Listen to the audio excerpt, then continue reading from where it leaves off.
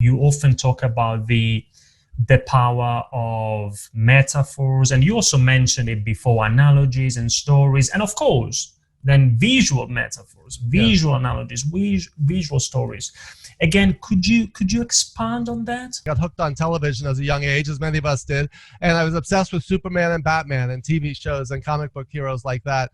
But the thing behind both of them is they're a metaphor. You know, Superman is a metaphor, Batman's a metaphor. Metaphors are taking an idea and using it to explain something unlike it to make it clear to resonate with someone else. So you're making the complex simple. You're making the abstract concrete. You're making the invisible visible. You're making the unfamiliar familiar. The key with metaphor, like if the poet Robert Burns wrote, "My love is like a red, red rose that's newly sprung in June," right?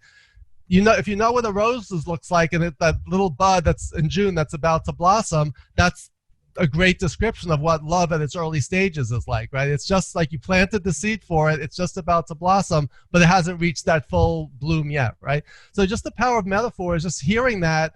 You're picturing it in your mind's eye, I bet, right now, right? The red, red rose, but I'm not showing you one, right? But you could see it, right?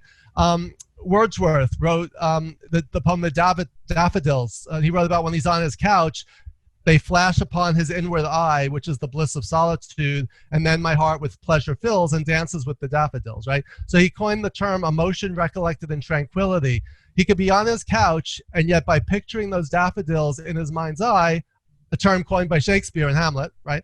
When Hamlet didn't know if the ghost was his real father or an apparition or a figment of his imagination.